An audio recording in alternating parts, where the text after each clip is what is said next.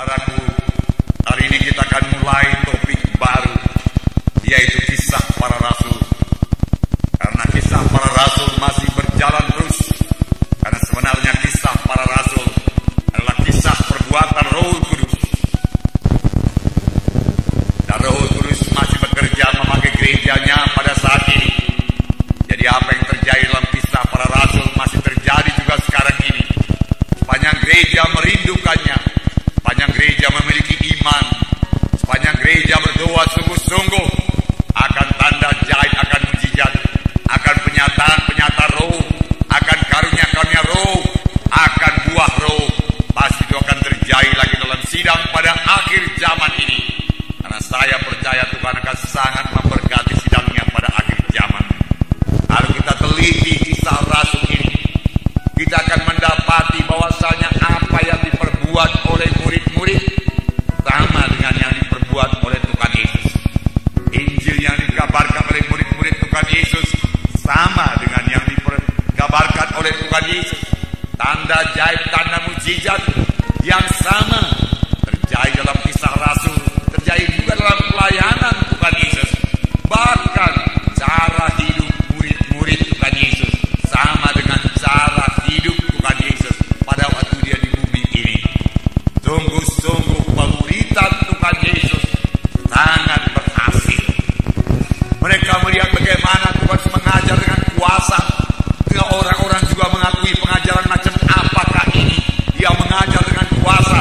Lain sekali dengan pengajaran ahli-ahli Torah. Itu yang dilihat oleh murid-murid, kemudian dipelajari oleh murid-murid. Kemudian pada suatu waktu ketika Yesus hampir naik ke surga, saudaraku, murid-murid tidak sanggup mengusirkan roh sawan dari seorang anak yang dibawa oleh bapaknya kepada Yesus. Lalu Tuhan menenting roh sawan itu, dan segera anak itu dibanting oleh roh jahat. Lalu orang berkata anak itu sudah mati, tapi Yesus berkata ya tidak mati. Lalu Tuhan membangkitkan anak itu dan memberikannya kepada bapaknya sembuh sama sekali. Murid-murid bertanya kepada Tuhan Yesus, mengapa kami tidak sanggup berbuat yang demikian? Tapi terlebih dahulu Tuhan menengking. Berapa lama lagi aku harus bersama-sama dengan engkau, kamu yang kurang percaya, angkatan yang kurang percaya? Mengapa engkau tidak sanggup mengusir setan yang seperti ini? Seharusnya engkau sudah sanggup mengusirnya, karena engkau sudah begitu lama bersama-sama dengan aku. Tuhan, bagaimana mengusir setan seperti ini? Yang seperti ini hanya dapat diusir dengan doa dan puasa. Begitu Tuhan Yesus mengajar murid-murid, supaya murid-muridnya juga banyak berdoa, supaya murid-muridnya juga mengadakan puasa. Memang doa sangat penting bagi anak-anak Tuhan, anak saudara. Kita tidak akan dapat mengerjakan pekerjaan Tuhan kalau kita tidak berdoa. Kita tidak akan dapat diurapi kalau kita tidak berdoa. Kita tidak akan mengerti menyambut maksud Tuhan kalau kita tidak berdoa. Kita akan ditipu oleh setan kalau kita tidak berdoa. Oleh sebab itu biar setiap anak-anak Tuhan pada pagi hari harus berdoa lebih dahulu kepada Tuhan. Itulah pekerjaan yang pertama sekali harus dikerjakan oleh setiap anak Tuhan. Berdoa, berdoa, berdoa. Dan saudara yang kasih, kita akan membaca kisah para rasul pasal 1 mulai ayat 1 sampai 14. Saudara yang kasih dalam nama Yesus, sini kita melihat Lukas mengatakan segala sesuatu yang diajarkan dan dikerjakan oleh Yesus telah ditulis dalam buku yang pertama. Sekarang ini aku menulis buku yang kedua, yaitu kisah para rasul, yaitu segala sesuatu yang diperbuat oleh murid-murid Tuhan Yesus setelah Tuhan Yesus naik ke sorga. Naik ke sorga. Dan di sini dikatakan Roh Kudus masih bekerja.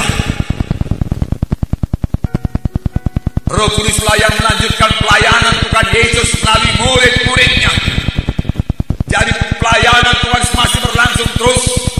Karena sebenarnya pelayanan Roh Kudus, pekerjaan Roh Kudus.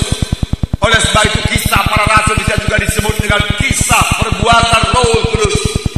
Karena Roh Kudus yang memegang peranan dalam kisah para rasul. Roh Kudus yang memberi petunjuk dalam kisah para rasul. Roh Kudus yang memimpinkan rasul-rasul mengerjakan pekerjaan Tuhan. Roh Kudus yang menyuruhkan Petrus ke rumah Kornelius. Roh Kudus yang menyuruhkan Filipus pergi menyupai sida-sida. Bahkan tiap-tiap langkah Filipus dipilih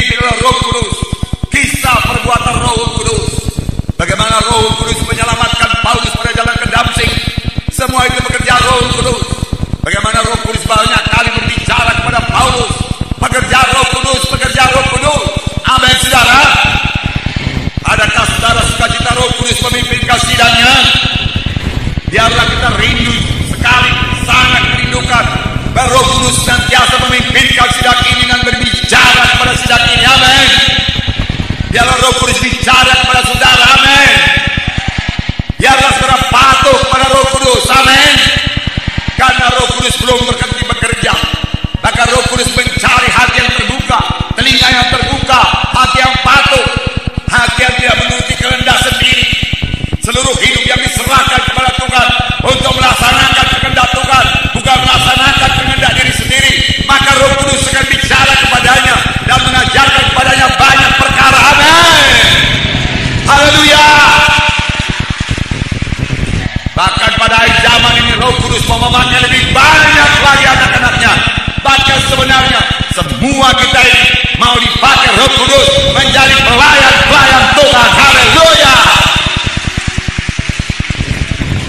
Roh Kudus masih bekerja. Roh Kudus membangun sidangnya pada akhir zaman, setelah pada akhir zaman.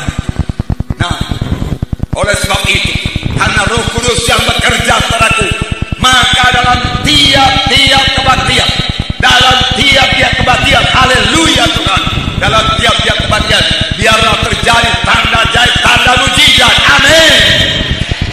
Karena di mana ada Roh Kudus itu ada kebebasan. Di mana Roh Kudus ada